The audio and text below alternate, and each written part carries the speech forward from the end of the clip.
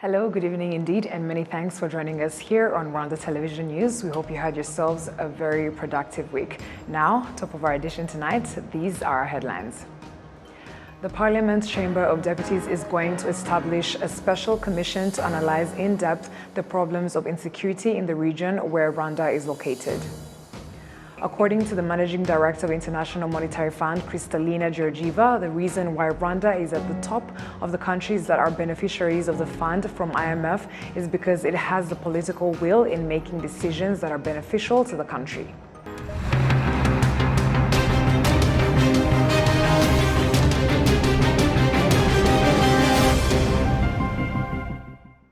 Glad to have your company tonight, coming to you straight from the heart of Africa, Kigali. My name is Martina Avera.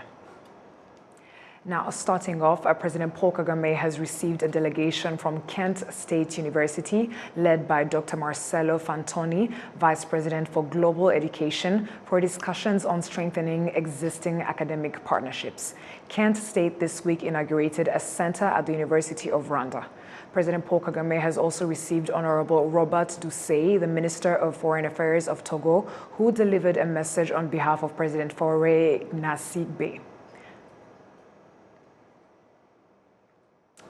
The Parliament of Chamber of Deputies is going to establish a special commission to analyze in depth the problems of insecurity in the region where Rwanda is located. This decision was made by a plenary session of the Chamber of Deputies after a briefing with the Minister of Foreign Affairs and International Cooperation on Thursday. Olive Nete has the report. In the briefing of the Minister of Foreign Affairs and International Cooperation, Dr. Vincent Biruta, to the members of Parliament, the Chamber of Deputies, he expressed a picture of the relationship between Rwanda and the countries of the region, which is well, except for its relationship with the Democratic Republic of Congo.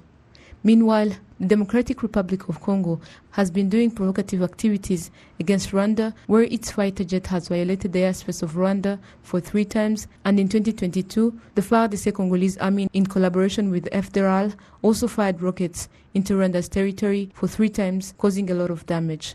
It is also after the 2019 FDLR attack that took place in Kinigi, which killed many people. Some of those who attacked also died during the attack, those who didn't returning to Congo. In some recent news, one among those who were leading the attack died in fights which happened in Rutshuru recently. But that attack happened, and I guess that you remember it well. I just wanted to remind you that when we speak of the FDLR and we say that it operates in Congo in collaboration with FARDC, it's not just something we say just like that. It is real. Because during that attack in October 2019, the Rudurunana, all of that originates from FDLR.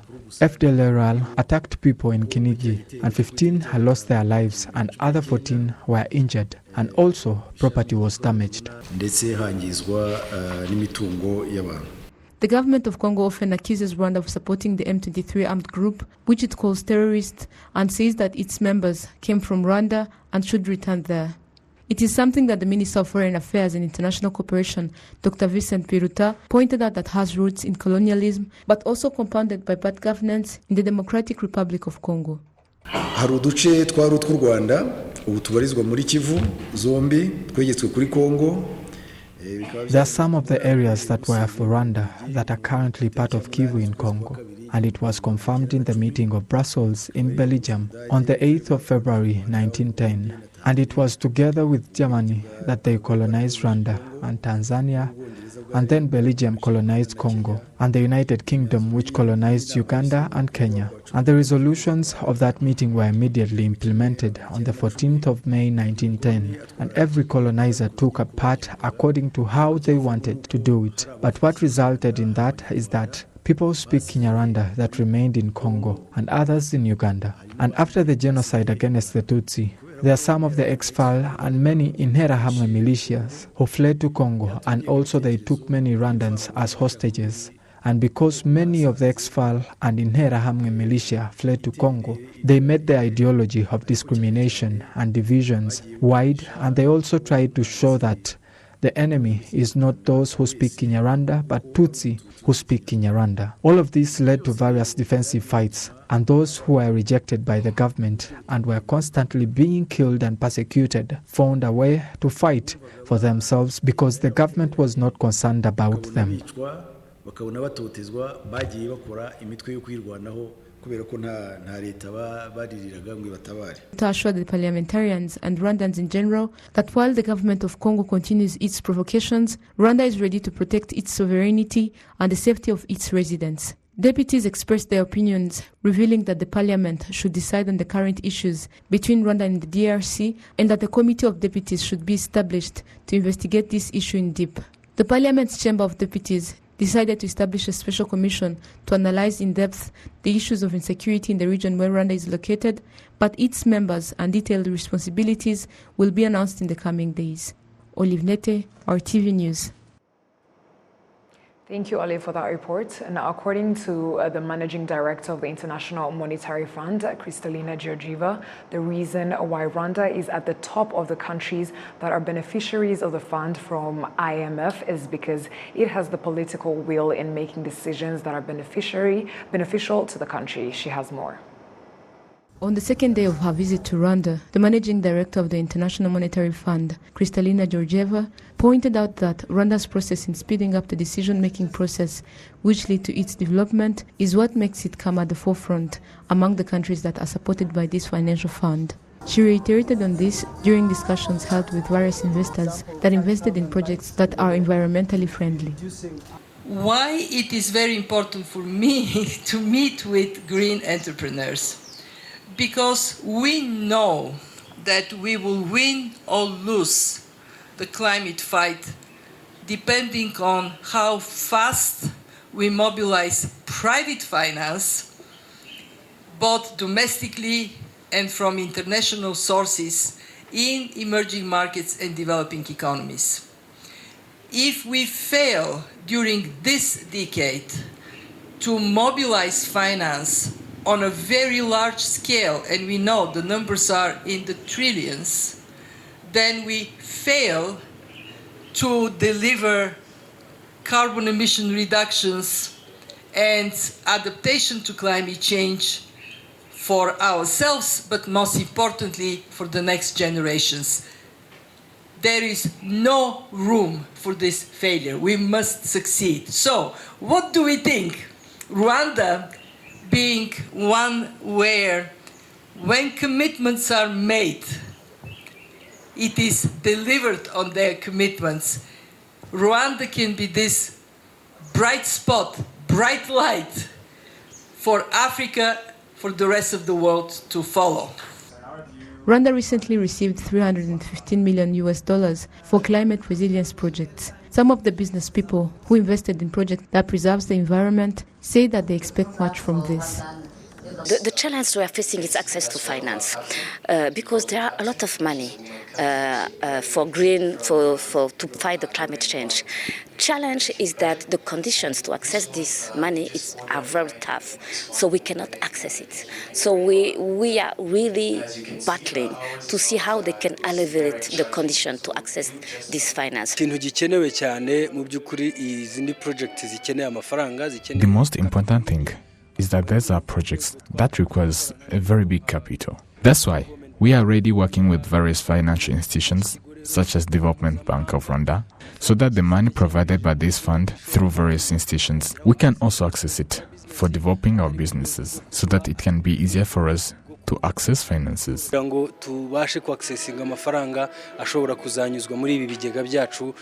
Jean-Darc Mujawamariya, the Minister of Environment, pointed out that Rwanda is ready to collaborate with the world in preventing and fighting against climate change effects through various programs.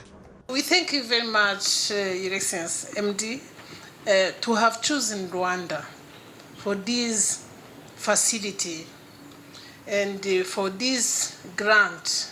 I may call it a grant. That is the recognition of the climate policies, reforms that Rwanda has undertaken and is going to undertake under this financing. And of course, it will help our private sector, our private bank, to be able to meet all the challenges our young investors have expressed. And Rwanda, as always, is ready to move forward Rwanda, to move forward Africa, and to be the image you would like us to be. And we won't disappoint you.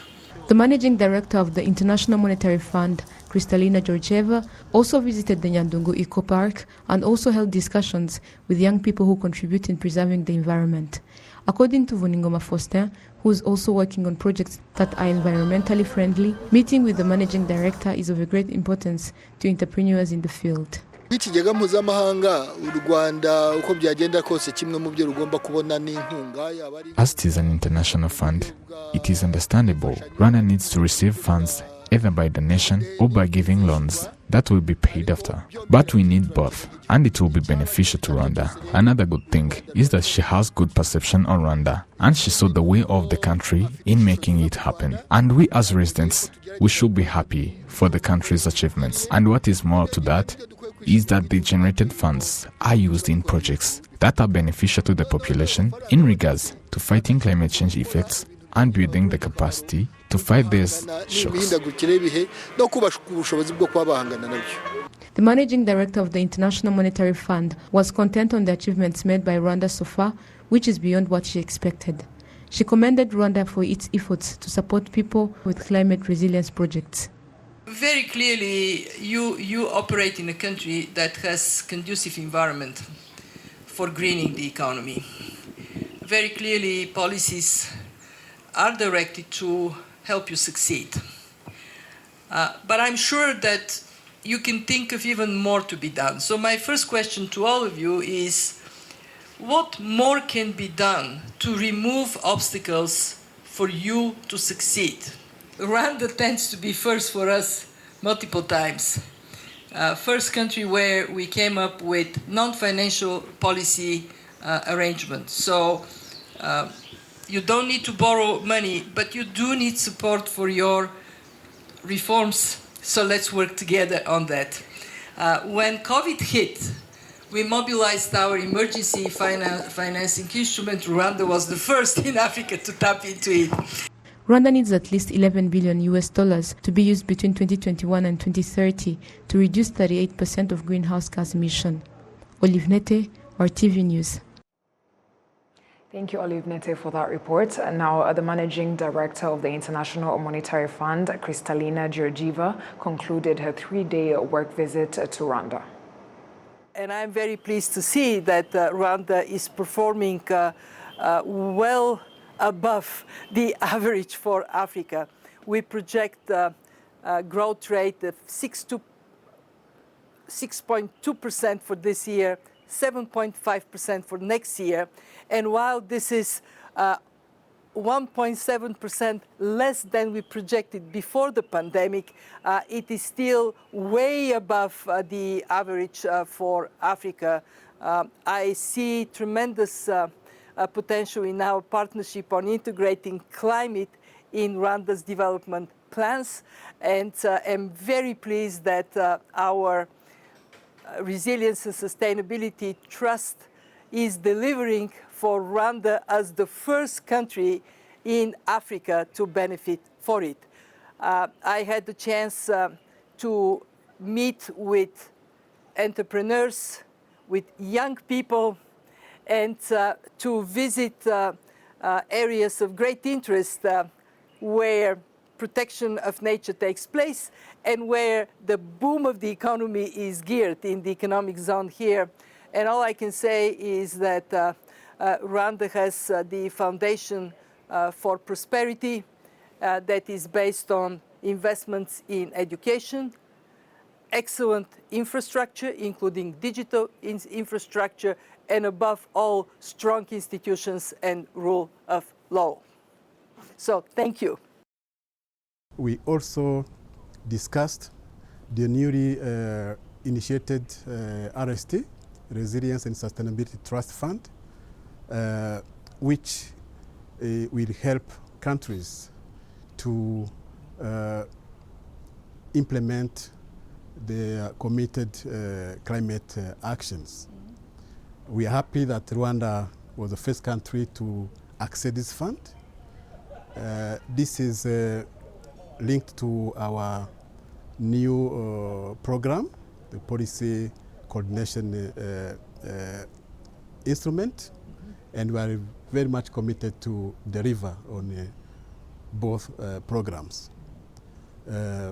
Once again, I thank you for your visit, and we look forward for strong collaboration between Rwanda and the IMF, and specifically we want to deliver on RST.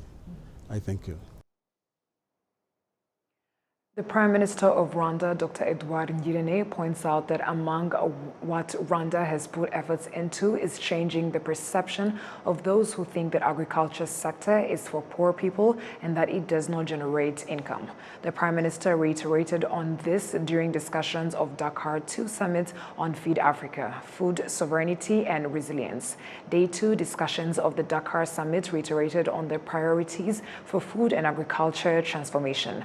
Prime Minister Dr. Edouard Ngirente noted that the continent of Africa continues to suffer from the problem of food scarcity, where 40% of the produce is found to be wasted after harvesting. With regard to Rwanda, Minister Ngirente pointed out that one of the things being done to develop the agricultural sector is to make the agricultural sector attractive for those who want it and engage with it. And the risking agriculture sector, it means to remove all perceptions which people think that agriculture is a sector which, in which only poor people would be working, there's no money in agriculture. All those perceptions, to remove them, we have to make agriculture attractive. And what we have done, we have now put in place an insurance scheme. That's one, because you have to have insurance in agriculture, so that if there is any loss, people can be covered. This is what we have done in agriculture in Rwanda. We have now an insurance scheme which covers both crops and livestock. The second one is to attract financing in agriculture. You know, when you have interest rates at rate of double digit, normally in agriculture things don't work. We're trying to make sure that we have a program where we can have people in agriculture can borrow on interest rate as, single digits, less than 10%. There is a program now happening where people will be borrowing at a rate of between 8 and 10% so that people can have access to finance. The Ministry of Environment believes that in the next 7 years, Rwanda will have reached the goal of reducing 38% of carbon emissions because there are many days that will help to implement this plan.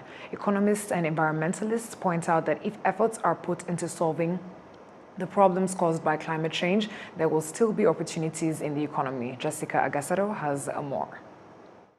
The national determined contribution planned to reduce 4.6 million tons of carbon, which is 38% by 2030. The planned actions are mainly based on increasing 56.7 megawatt electric power on the water. The solar power dams are expected to have the capacity of 68 megawatts. Reducing emissions and replacing gasoline-powered vehicle with electric vehicle is also one of the country's goals. Some of those who have started to invest in this sector say that although it is beneficial for the environment, it also increases the amount of jobs. Public and private partnerships bring power to finance, knowledge and innovation. Together, they help to accelerate the transition from gasoline to electric vehicles. A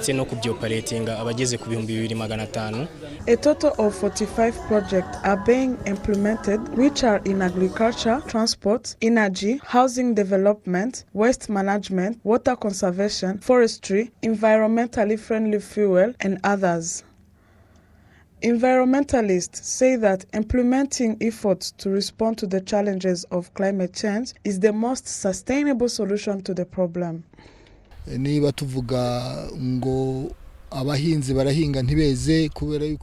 we say that farmers are not getting the expected results due to the lack of rain, or the sun has been out for a long time. It means that they should put in place measures that will make the farmers harvest better. It means that if you have water, we have to irrigate, even if the cost is expensive, but it is possible. There are countries that we are looking at, and Rwanda would like to do it.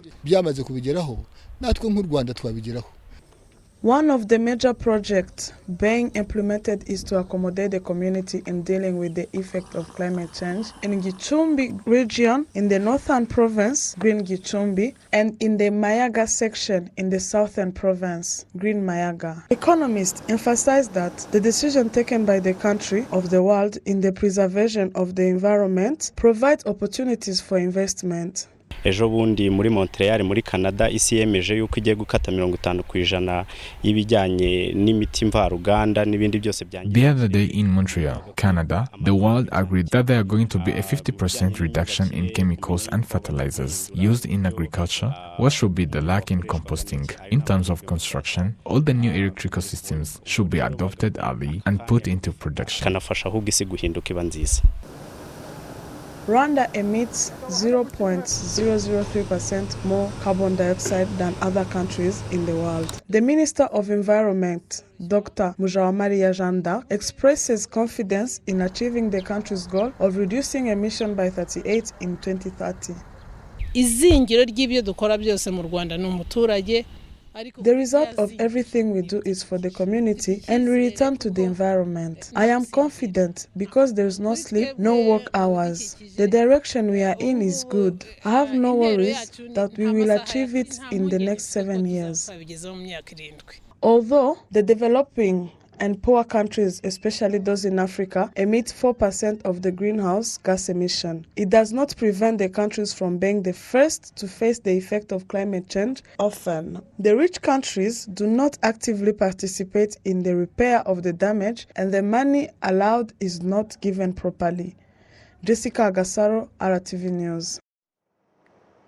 Thank you, Jessica, for that report. Now, on Thursday, the Rwandan Senate President, Dr. François-Xavier Kalinda, received the ambassador of Cuba to Rwanda, Tania Perez Sikes, who delivered a congratulatory message from Cuba's Senate President for Kalinda's election as the Rwandan Senate President. The discussions between these two sides tackled on strengthening the already existing 40 years long partnership between these two states and also strengthening different sectors, especially the health sector, as elaborated by Tania Perez, the ambassador of Cuba to Rwanda. Next year, Cuba and Rwanda will be celebrating 40 years of the diplomatic relation. And this kind of relationship is very important in the political relationship between Cuba and Rwanda. So we are very happy. We are sure that we have a long path in order to strengthen our bilateral relationship and also our bilateral cooperation. We are working on it in the possibility of renewal the medical cooperation here. This is the most important challenge that we had. And also we need to identify many areas. We were discussing now about the tourism is very important. And also, we have to work in the possibility of improving our trade relationship. So we have many challenges. We are working on it, but now the most important and the priority is the renewal of the medical cooperation. The bilateral cooperation between Cuba and Rwanda varies in different sectors, including health, trade, and tourism. Now moving on, the Chamber of Deputies on Thursday held a consultative meeting with civil society organizations, colleges, and universities in order to improve the interactions and performance of these institutions in order to fulfill citizens' basic need. Adam Kwizera has more. This consultative meeting brought together civil society organizations, colleges, and universities, where it aimed to look together at measures that will help in strengthening the interactions and cooperation between the Parliament and these institutions in order to prioritize the needs of the citizens, hence to keep ensuring the citizens' development and well-being. Some of the participants in this consultative meeting pointed out some of the challenges they're still facing. I think you can establish a criteria for someone you want in that thematic area, so that by the time you are discussing various topics like, for example, corruption, but then they can be aware of what you are doing, hence to that they can share you their findings as well. The Speaker of the Chamber of Deputies, Donatien Mukabalisa, urged the civil society organizations to collaborate with the Parliament in preparation of a bill.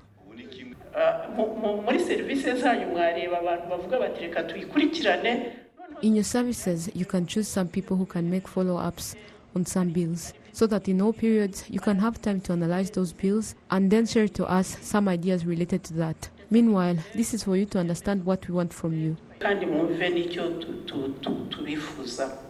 Some of the measures took in this consultative meeting are to establish a system of information exchange between the civil society organizations, colleges, universities, and the Parliament of Rwanda in order to fulfill basic needs of a citizen. Adam Squizera, RTV News. Yes, political and economic experts believing that allowing Somalia to join the East African community will bring positive change in the economy and the security of the region. The verification team comprising of experts from the EAC partner states are in Somalia from 25th January to 3rd February 2023 to establish the country's level of conformity to join the EAC. Betty Mutoni has more. The Federal Republic of Somalia made its application to join the East African community before South Sudan and DRC Congo back in 2012. Due to the various challenges, including wars that this country has been fighting for so many years with the terrorist group of Al-Shabaab, have made Somalia not to meet the basic requirements to be a member of East African community. Alex Nizeimana, an expert in international politics, said that Somalia joining the East African community would benefit people of Somalia and other people from the partner states. Long time ago, we have seen or we have been presented Somalia as a hell, but it's not. Somalia has potentials in agriculture, in livestock, in commerce, in oil. They have many opportunities, and these opportunities will, I can say, they will boost the economy of the community once you join. Somalia's Minister of Foreign Affairs and International Cooperation, Honorable Abshir Omar, noted that Somalia will benefit greatly because of the free movement of people and goods from Somalia and other countries without difficulties if they are fully in East African community. On the issue of security, the targeting of Al-Shabaab throughout the country has intensified in the pursuit of securing a safe and stable Somalia. The increase of counter-terrorism and military operations has gained significant traction with support from our regional and international partners, including the African Union Transition Mission in Somalia, ATMIS, in which, let me emphasize that, our partners, our brothers from East African community have played and still playing a crucial role in this exercise. Although the application of Somalia to join East African community delayed, His Excellency Abdsalim Omel, the special envoy of the President of Somalia to East African community, appreciates the partner states of the East African community for their helping hand in fighting for their security. We believe that Somalia is standing on its feet, not because we just woke up one day and decided to do everything that's true, but also it's the help that came from the East African countries. And 3 countries that are sitting here even gave us their children to die for us. So this is not something that we take it light. It's a matter of formalizing a relationship we have. We can never give it back to Uganda or Burundi or Kenya, all the children they lost. But we can be good neighbors and support each other. The East African Community Secretary General, Honorable Dr. Peter Makuti, noted that Somalia joining East Africa will be another added value. And now we are sending a verification team to go to Somalia, to Mogadishu, to see their preparedness. And therefore, that becomes an important priority in 2023. In terms of the pillars of what I had mentioned earlier, and aware that now, with this big market of 300 million people, we must encourage our people to produce. And for production, we have what you call the common external tariff, and the experts here can be able to answer later when we meet them, is to allow more bands within our own territory of East Africa. Why then can we take advantage of this marsland? We do enough agriculture to produce enough food so that we become food secure within East Africa, and it is possible. Somalia is a country with a population of around 17.1 million, bordering the Indian Ocean to the east and Kenya to the southwest. It has the largest national coastline of over 3,000 kilometers in Africa, linking Africa to the Arabian Peninsula. Betty Mutoni, RwandaTV News. And that report marks the end of our edition tonight. We thank you very much for sticking with us on RwandaTV News. And for this is the end. Have a great night and stay safe.